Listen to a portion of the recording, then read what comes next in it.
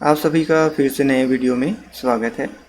आज हम संख्या पद्धति पर आधारित प्रश्नों को हल करेंगे, जो कि पिछले थ्योरेटिकल पार्ट्स पर मतलब पहले वाले वीडियो पर बेस्ड है। आज हम उसी के क्वेश्चन को आज प्रैक्टिस करेंगे। शुरू करने से पहले यदि आप हमारे चैनल पर पहली बार आए हैं तो चैनल को सब्सक्राइब ज़रूर करें। अगर कहीं कोई डाउट हो तो हमें कमेंट ज़रूर करें। तो चलते हैं अब हमारे पहले प्रश्न की ओर। प्रश्न है, एक अंक वाली संख्या कितनी है? ऑप्शन दिए गए हैं 8, 9, 7 और 10। देखिए यहाँ प्रश्न में है एक अंक वाली, तो एक अंक में कितना आता है? 0, 1, 2 से लेकर कुल मिलाकर आता है 9। तो 1 से 9 तक हो गया 9 और साथ में 0 भी है, तो 0 और 9 मिला के कितने हो जाएंगी? 10। तो इसलिए हमारा सही आंसर हो जाएगा ऑप्शन नंबर डी। अगला प्रश्न देखते हैं, वह संख्याएं जिन्हें हम अंश और हर के रूप में लिखते हैं क्या कहलाती है? ऑप्शन है भिन्न संख्याएं, प्राकृत संख्याएं, सम संख्याएं या फिर विषम संख्या। तो P/Q के रूप में लिखी जा सकती हैं वो संख्या क्या कहलाती है? वो तो परिमेय संख्या कहलाती है, या फिर वह संख्या कहलाती है भिन्न संख्या।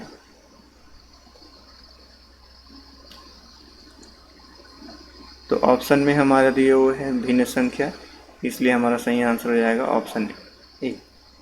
अगला प्रश्न है, 4, 5, 9, 6, 5, 4 में दोनों 5 नैज मानों का अंतर होगा। यहाँ पे मैंने पहले वाले वीडियो में बताया है, नैज मान को क्या कहते हैं इंग्लिश में? Intrinsic value. नैज मान वह मान होता है जो उसका खुद का मान होता है। तो यहाँ देखिए 5 और ये 5 में दोनों मानों का अंतर पूछा है। 5 का वास्तविक मान 5 ही होता है और 5 का वास्तविक मान 5। 5 ऋण 5 बराबर कितना हो जाएगा? 0। तो नैज मानों का अंतर कितना हो जाएगा हमारा? ऑप्शन सी हमारा सही हो जाएगा, 0 वाला आंसर सही है।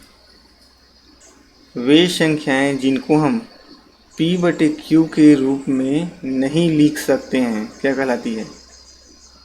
भिन्न संख्या कहलाती है, अपरिमेय, परिमेय, प्राकृत संख्या। देखिए भिन्न संख्या जो होती है वो P/Q के रूप में होता है, और जहाँ Q जो है ≠0 होता है।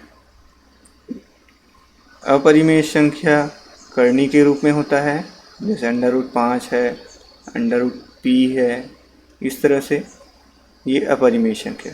परिमेय संख्या तो प्रश्न है, वे संख्याएं जिनको हम P/Q के रूप में नहीं लिख सकते हैं। ऑप्शन है भिन्न संख्याएं, अपरिमेय संख्याएं, परिमेय संख्याएं या फिर प्राकृत संख्याएं। तो भिन्न संख्या जो होती है उसे हम क्या लिख सकते हैं? P/Q के रूप में लिख सकते हैं, जहाँ Q का मान 0 नहीं होता है। अपरिमेय संख्या का प्रकार है √5, √PQ। तो इस प्रकार की संख्याएं अपरिमेय संख्या कहलाती हैं। इन्हें जो है हम P/Q के रूप में नहीं लिख सकते हैं, तो इसलिए हमारा सही आंसर ऑप्शन बी ही होगा। अगला देखते हैं, सबसे छोटी प्राकृत संख्या कौन सी है? ऑप्शन है 10, 2, 1 या फिर 0। सबसे छोटी प्राकृत संख्या पूछा है, तो प्राकृत संख्या की शुरुआत कहाँ से होती है? 1 से होती है, इसलिए हमारा सही आंसर हो जाएगा ऑप्शन सी। अगला देखते हैं, वे संख्याएं जिनको हम P/Q के रूप में लिख सकते हैं। ऑप्शन है परिमेय संख्याएं, अपरिमेय संख्याएं, पूर्ण संख्याएं या फिर पूर्णांक। तो जिन्हें P/Q के रूप में लिखा जा सकता है वह संख्या क्या कहलाती है? परिमेय संख्या या तो फिर भिन्न संख्या, इसलिए सही आंसर है ऑप्शन ए। अगला है, निम्न में से अभाज्य संख्या कौन सी है? ऑप्शन है 121, 169, 49 और 83 मतलब 83। तो अभाज्य संख्या वे संख्याएं होती हैं जो एक से जाती है और स्वयं से जाती है। तो देखिए 121 जो है 11 से भाज्य है, 169 13 से भाज्य है और 49 जो है 7 से भाज्य है।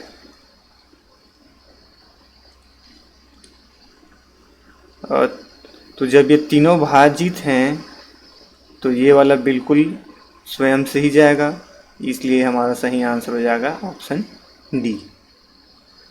अगला है वह संख्याएं जो स्वयं के अलावा दूसरी संख्या से विभाजित होती है क्या कहलाती हैं? ऑप्शन हैं अभाज्य संख्याएं, भाज्य संख्याएं, सम संख्याएं या फिर विषम संख्याएं। भाज्य संख्या कहलाती है वह संख्या जो स्वयं के अलावा दूसरे से विभाजित नहीं होती हैं कहलाती है भाज्य संख्याएं, अभाज्य संख्याएं, प्राकृत संख्याएं और पूर्ण संख्याएं। तो इसका राइट आंसर हो जाएगा अभाज्य संख्या। निम्न में से अभाज्य संख्या कौन सी है? ऑप्शन दिए है 117, 119, 143 और 125। तो देखिए ऑप्शन डी जो है 125 5 से भाज्य है और 117 जो है 13 के पहाड़े में आता है, 13 नहीं है 117, तो 13 से भाज्य है और 119 भी भाज्य है। सो शेष बच गया 143, इसलिए हमारा सही आंसर अभाज्य संख्या क्या हो जाएगी 143। ऑप्शन सी हमारा सही होगा। प्रश्न है ऐसी संख्या जिसमें ऋणात्मक संख्या, धनात्मक संख्या और जिलों को सम्मिलित करके बनाते हैं। दिए गए ऑप्शन हैं प्राकृत संख्याएं, पूर्ण संख्याएं, पूर्णांक संख्याएं या फिर विषम संख्याएं। तो जिसमें पॉजिटिव भी हो, जीरो भी हो और निगेटिव भी हो, तो ये तीनों सम्मिलित हों तो वह संख्या क्या कहलाती है? पूर्णांक संख्या कहलाती है। तो हमारा सही आंसर क्या हो जाएगा? Option C. 2 से विभाजित नहीं होने वाली संख्या कहलाती है। ऑप्शन है सम संख्या, विषम संख्या, प्राकृत संख्या या फिर पूर्ण संख्या। जो 2 से भाग चली जाती है उसको हम लोग कहते हैं सम संख्या और जो 2 से भाग ना जाए उसको कहते हैं विषम संख्या।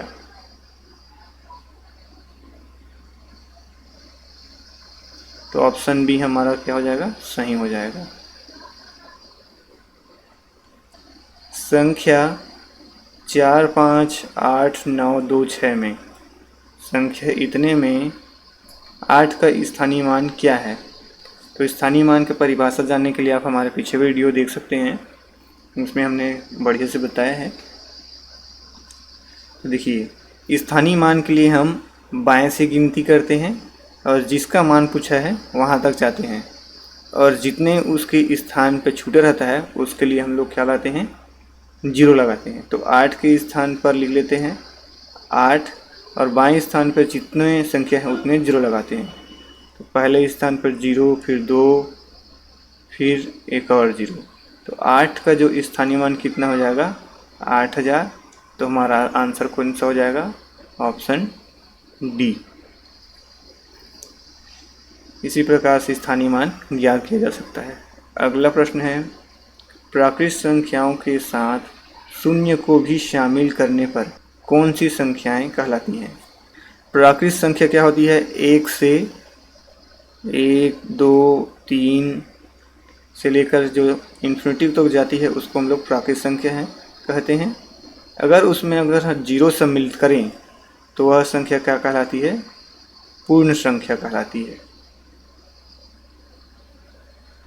तो आप देखिए पूर्ण संख्या किस में, कौन से ऑप्शन में है? ऑप्शन बी में। तो सही आंसर बी हो जाएगा। अगला देखते हैं, एक से शुरू होकर अनंत तक जाने वाली संख्या क्या कहलाती है? देखिए, इसको ऑप्शन दिया गया है, प्राकृत संख्याएं, पूर्ण संख्याएं, पूर्णांक या फिर सम संख्याएं। तो 1, 2, 3 इस प्रकार से अनंत तक जो जाती है उसको क्या कहते हैं? प्राकृत संख्या, नेचुरल नंबर। तो नेचुरल नंबर का ऑप्शन है फर्स्ट वाला, ऑप्शन ए हमारा आंसर हो जाएगा।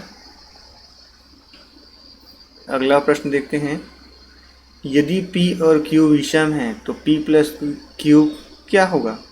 ऑप्शन है विषम संख्या, सम संख्या, विषम या सम संख्या कोई भी, या फिर कोई भी।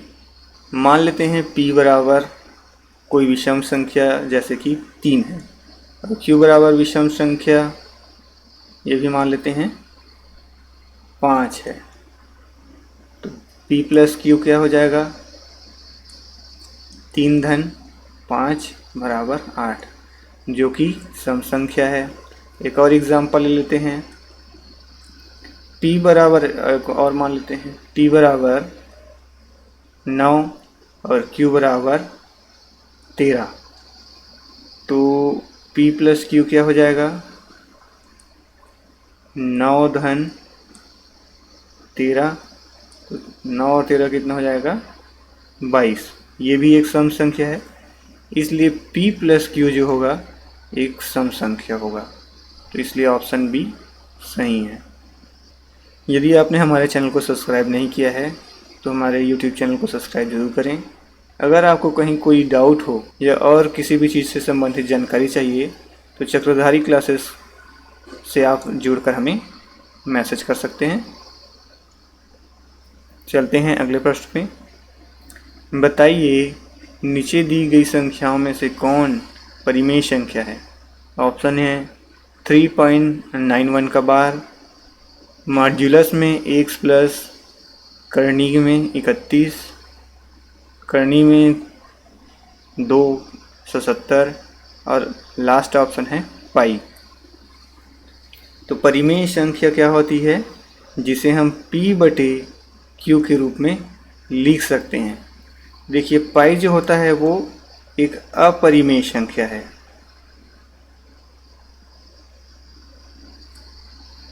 और ये भी एक अपरिमेय संख्या है। ऑप्शन बी भी अपरिमेय है। तो ऑप्शन ए हमारे पास बच जाता है और यही हमारा आंसर होगा 3.91 का बार। नीचे दी गई संख्याओं में से कौन वास्तविक संख्या है? तो देखिए, ऑप्शन में है 2 पाई √23 के साथ में -5 √23, 3 + 4। तो वास्तविक संख्याएं में सभी संख्या सम्मिलित होती हैं। प्राकृत संख्या भी शामिल होती हैं, पूर्ण संख्या भी शामिल होती हैं, परिमेय भी शामिल होता है, अपरिमेय भी शामिल होता है। इसके अलावा और जो भी संख्याएं होती हैं वो सभी वास्तविक संख्या कहलाती हैं। तो इसलिए इसका राइट आंसर हो जाएगा ऑप्शन डी। निम्न में से अभाज्य संख्या कौन सी है? ऑप्शन है 117, 119, 143 और 87। तो अभाज्य संख्या जो स्वयं से जाती है उसी को अभाज्य संख्या कहते हैं। 117 जो है 13 से भाग चले जाता है, 119 भी भाज्य है किसी संख्या से, और 87 जो है 3 से भाज्य है। तो बच गया है 143, तो ही अभाज्य संख्या है, इसलिए ऑप्शन सी हमारा सही हो जाएगा। चलते हैं अगले प्रश्न पे। वह छोटी से छोटी संख्या ज्ञात करें जिसे 6709 में जोड़ने पर प्राप्त संख्या 9 से पूर्णतः विभाजित हो। तो यहाँ पे हम लोग 9 से विभाजिता का नियम लगा सकते हैं।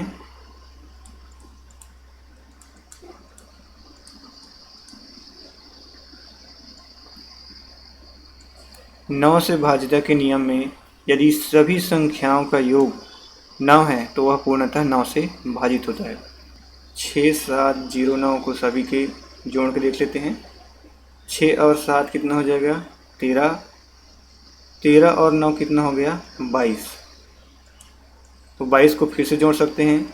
2 धन 2 कितना हो गया? 4। इसको 9 बनाने के लिए कितना जोड़ना पड़ेगा? 9 ऋण 4 करके देखें तो कितना आएगा? 5। तो इसको 5 जोड़ेंगे तब ये संख्या पूर्णतः 9 से भाज्य होगी। ऑप्शन सी हमारा सही आंसर हो जाएगा। संख्या 0.06537 में 5 का स्थानीय मान ज्ञात करना है। ऑप्शन दी गई है 5, 5/100, 5/1000, 65/1000। तो 5 के स्थानीय मान सबसे पहले लिख देते हैं 5। अब यहाँ पे गिनती हम लोग दाएं से स्टार्ट करते हैं। 5 कौन सी स्थान पर है?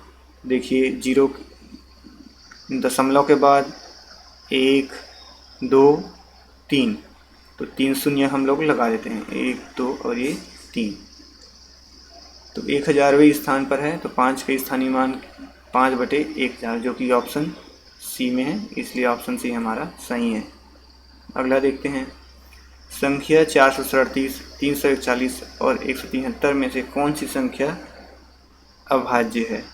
इसका राइट आंसर हो जाएगा ऑप्शन सी 173। अगला देखते हैं।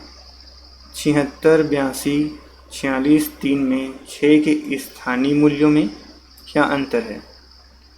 देखिए यहाँ पे 6 दो हैं, एक दाई पे और एक इसी स्थान पे। तो पहले काउंट कर लेते हैं।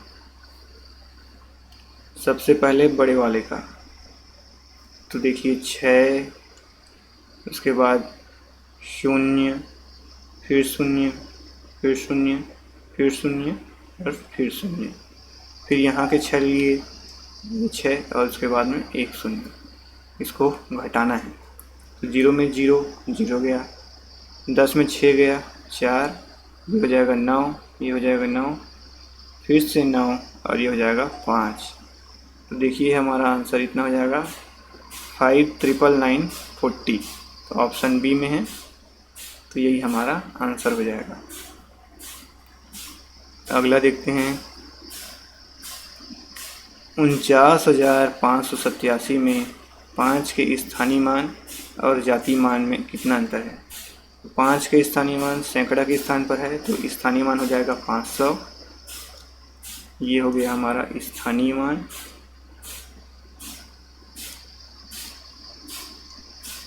और जातीय मान 5 ही होता है।